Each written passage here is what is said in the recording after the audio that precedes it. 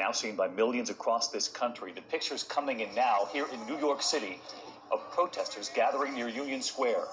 And just a short time ago, the governor of Minnesota asking, would this have happened if those passengers were white?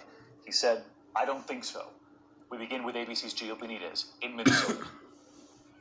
Stay with me. This is Diamond Reynolds streaming live on Facebook from her cell phone, just moments after her boyfriend, Philando Castile, was shot by police during a traffic stop over what she says was a broken taillight. She says Castile told the officer he was carrying a licensed gun. He's licensed to carry. He was trying to get out his ID and his wallet out his pocket, and he let the officer know that he had a firearm and he was reaching for his wallet, and the officer just shot him in his arm. The police officer pointing his gun into the car. Reynolds calm and clear. Her young daughter in the back seat. Waiting for a back. I will, sir. No worries. I will. He just shot his arm off. We got pulled over on Larpener. I told him not to reach for it. I told him to get his hand out. You told him to get his ID, sir, and his driver's license. Oh my God, please don't tell me he's dead. Please don't tell me my boyfriend just went like that. Keep your hands where they are, please. Yes, I will, sir. I'll keep my hands where they are. Where's my daughter? You got my daughter? Then officers, guns drawn, order Reynolds out of the car. Get on your knees. Get on your knees. Now on the ground, she never stops live streaming. They threw my phone, Facebook. Police perform CPR on Castile on the street. Reynolds now detained in a patrol car, her cell phone still recording. I don't know if he's okay or if he's not okay. Her daughter still with her. Reynolds finally breaks down. I can't really do because they got me handcuffed. It's okay, Mommy. I can't believe they just did this.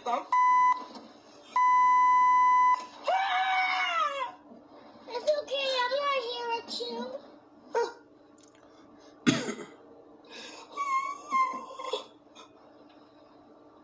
Philando Castile, a supervisor at a school cafeteria where kids loved him, was taken to the hospital and died.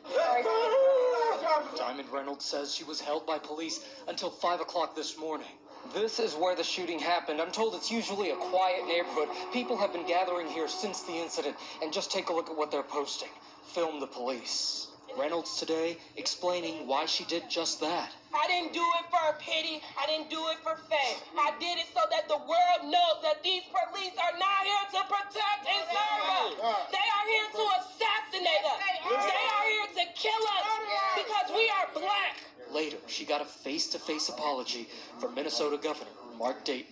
I can't tell you how sorry I am. The terrible tragedy that unfortunately had you and your family. I don't want you guys to be sorry. I want y'all to be more careful. We want justice. And late today, this statement from the governor. Would this have happened if those passengers, the driver and the passenger were white? I don't think it would have.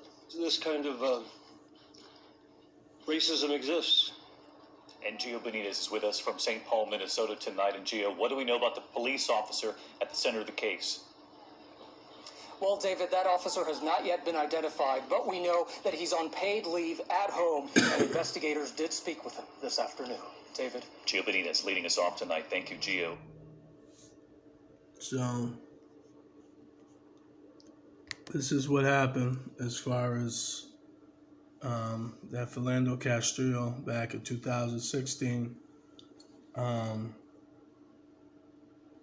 Yeah, this is what's going on today in America, and that was 2 years ago. I'm gonna see if we can get on another clip so we can return. Hey, Daryl. Hey, how much would you pay for something you don't want? Nothing. Commercials. No. Do you like getting stuff you like for free? Yes, this feels like a test. It's not. Get 6 months free Apple Music on the network you deserve. Switch now and get $300 off our best phones. And we are joined now by Diamond Reynolds and her attorney, Larry Rogers. Thank you for coming this morning. We are so sorry for what you've been through. And we know how hard it has been just to see you watch that video one more time. But you and your daughter, Dayan, have also been so strong throughout this. How are you doing now? We're holding up.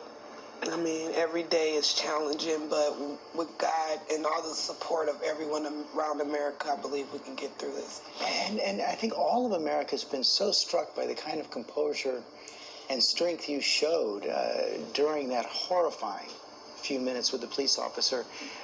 Can you explain how you remained so calm and how you decided to shoot that video?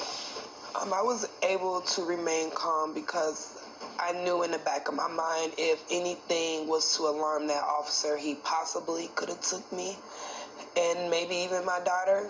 And what made me record the live video was God telling me, it's your word over theirs.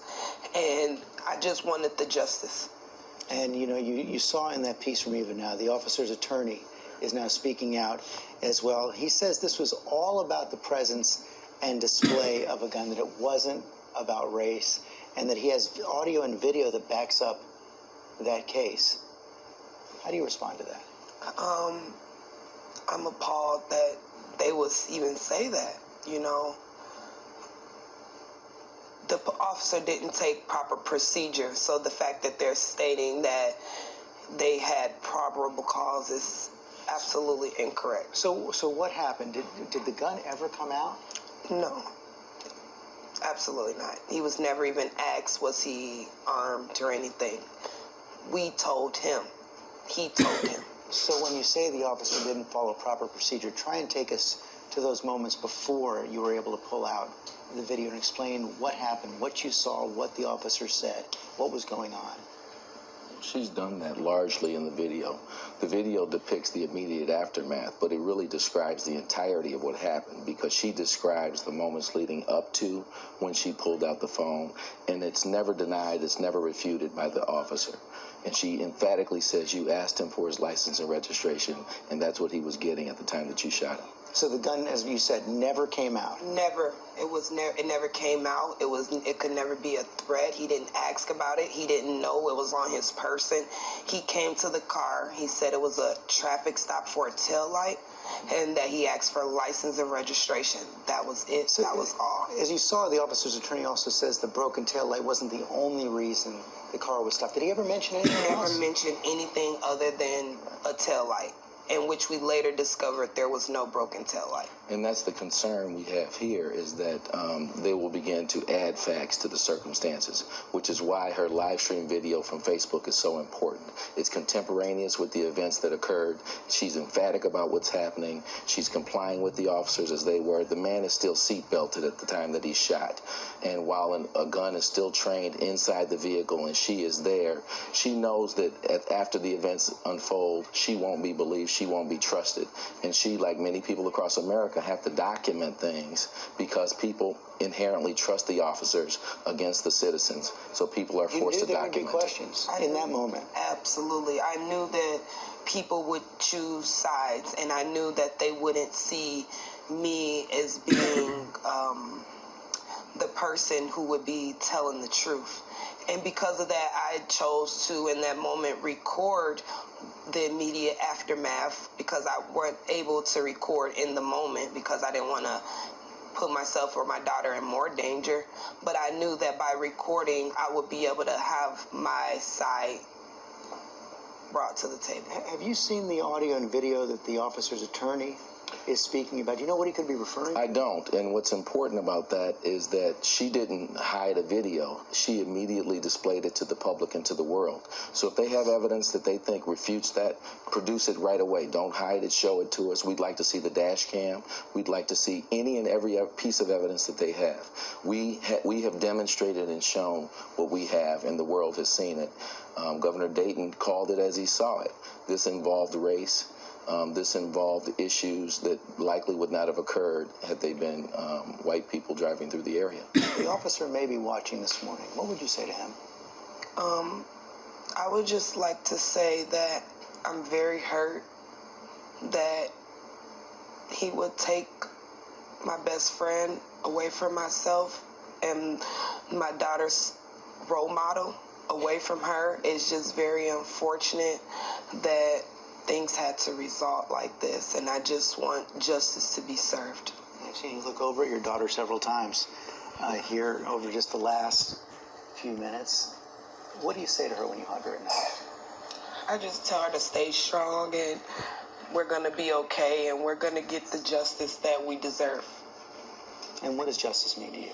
Justice to me means everyone being held accountable for their own actions. We're all human. No one is born into being doctors. No one is born into being lawyers. No one is born into being police authority. We are all born as humans, as one. So justice to me meaning someone meaning him has to be held accountable. Not as a officer or a man with a badge or someone even protecting our people, but him within himself as a person, how he was born into this world, just with no titles, no labels. He needs to be held accountable. No special treatment for anyone. We all should be required to live by the rules, the same set of rules. And when you do an act that is unjustifiable, you should be held accountable. You want justice, and what do you hope for the country coming out of all of this unrest, all this violence we've seen over the last week? I am very baffled that people are resorting to violence with violence. Violence is never the key. It's not acceptable. We have to be able to come together and lead by example. If we're not able to stand together and control our emotions, then how can we ever expect anyone else in the world to do so? And law enforcement has to stop closing ranks and stand up for what's right and what's just. We want an independent investigation by the Department of Justice. There is no faith in police policing police and investigating police. Absolutely. Thank you for joining us this morning. Thank you for having us. So, I'm just going to say this. Once again, you know, there's all this stuff that's going on in this world today as far as ignorance. And once again, all police officers bad? No, they're not. But, you know, everybody needs to be held accountable. And my attitude is like this again. People that are brown-skinned people like myself, like that woman, you know, he didn't have to go through that. He didn't have to get killed the way he did, but he did. And to me, that's a damn shame. You know what I mean? Is it happening every day? No, but does it happen a lot? Yes. And you know, like I always say to us as black people, the so-called black men, we need each other. Am I hating the Caucasians? No. But what I'm saying is, you know, for us to get justice in this world, we have to stick together, meaning all brown people have to come up with a plan and not expect the white man or woman to guide us and give us direction, because they're not going to. Like I keep saying, and I've said this in my other videos on YouTube, we need us. Am I friends with Caucasians? Yes, I am. You know what I'm saying? Have I hung out with them, dated them? Yes, I have. But at the end of the day, we need us. And the problem is with us, we don't have a culture and we don't have good communication, a lot of us. Some of us do in our communities, but not all of us do. And we need that communication to be on a higher level. We need to be thinking on a high level when it comes to situations like this. And we know that, you know, being violent ain't the key. You know what I'm saying? You know, we got to come up and be three-dimensional thinkers as the African kings and queens we are, and we got to put our dollars and cents together and make sure that everything is all right.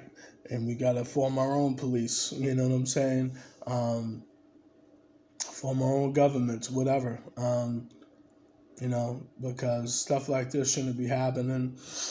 You know, if the man had a license to carry, as she said, the man was seatbelt, you know, and killed in the seat. You know, and the daughter had to see this. That's devastating to a child. You know, it's devastating to everybody that was involved, you know, in that picture. And that's sad, you know. Who knows what happened prior? We don't know. Because once again, we only saw that video of her videotaping. So who knows if there was any type of chaos going on before this? We don't know this, because there's three sides to the story: your side, their side, and the truth. So I don't know, but I just wanted to record this I want everybody to feel free to check out my YouTube channel. Type in Russell Mills, RussellMills, May 22nd, 2017. Everybody take care. Bye.